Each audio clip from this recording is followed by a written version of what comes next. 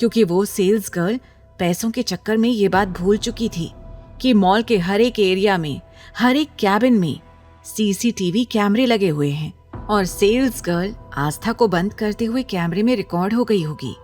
तभी उसकी नजर अरमान के गार्ड्स पर पड़ी, जिनके हाथों में बंदूकें थीं। सभी एक से बढ़कर एक हथियार लिए हुए थे। सेल्स गर्ल मन में बोली, अगर मेरी सच्चाई सामने आ गई तो ये लोग मेरे साथ क्या करेंगे, मुझे कौन सी सजा देंगे। सेल्स गर्ल अंदर तक कांपने लगी थी और उसके चेहरे पर डर साफ नजर आ रहा था। उसने सोचा था कि आस्था एक मामूली सी लड़की थी जिसे मलाइका अपनी किसी पर्सनल रीजन की वजह से कमरे में बंद करवाना चाहती थी। वो अपनी नजरों से मलाइका को ढूंढने की कोशिश करने लगी। ये देखकर मलाइका ने जल्दी से अपने चेहरे को कवर कर लिया ताकि वो सेल्स गर्ल अब मलाइका को देख ना पाए। वो चुपके से वहां से निकलने की फिराक में थी। वहीं अरमान सभी के साथ सीसीटीवी कैमरे की फुटेज देख रहा था और उसमें वो सीन आया जब अरमान ने रैंडम एक ड्रेस उठाकर बिना उस ड्रेस की ओर देखे आस्था को थमा दी थी। वहीं आस्था कभी उस ड्रेस को देखती तो कभी अरमान को देख रही थी। ये फुटेज देखकर एक पल को अरमान भी थोड़ा अनकंफर्टेबल हो गया। उसने आगे का फुटेज देखना शुरू किया। आस्था वो कपड़े लेकर जल्दी ही चेंजिंग रूम में चली गई। तभी पीछे से एक सेल्स गर्ल वहां आई। उसने अपने आसपास चारों तरफ अच्छी तरह से देखा कि कोई उसे देख तो नहीं रहा और जल्दी ही उसने रूम का दरवाजा बाहर से बंद कर दिया।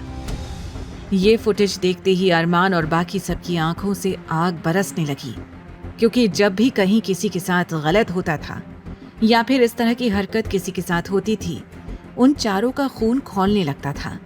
अरमान ने मॉल के सिक्योरिटी गार्ड्स को धमकाते हुए कहा, मुझे ये सेल्स गर्ल अभी इसी वक्त यहाँ चाहिए। फिर अरमान तेजी से उस चेंजिंग रूम की ओर भागा जहां आस्था को कैद किया गया था और हड़बड़ाहट में उस रूम का दरवाजा खोल दिया। बेहोश आस्था, जो कि दरवाजे से पीठ लगाकर बैठी थी, दरवाजे के खुलते ही तुरंत उसकी गर्दन बाहर की ओर झूल गई। Oh shit! ये देखकर अरमान ने जल्दी ही आस्था को गिरने से पहले ही अपने हाथों में संभाल लिया।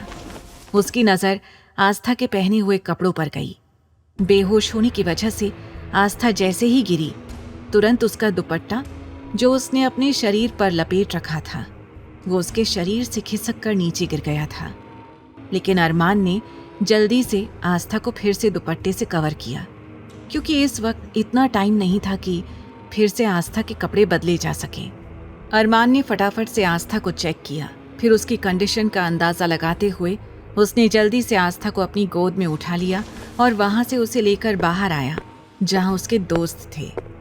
अरमान ने उन्हें ऑर्डर देते हुए कहा, जिसने भी ये सब किया है उसे पकड़कर फार्म हाउस पर ले आओ और गार्ड्स को बोलो मॉल से हट जाए। वो आस्था को लेकर बाहर की ओर चला गया। तभी मलाइका की नजर उस पर पड़ी।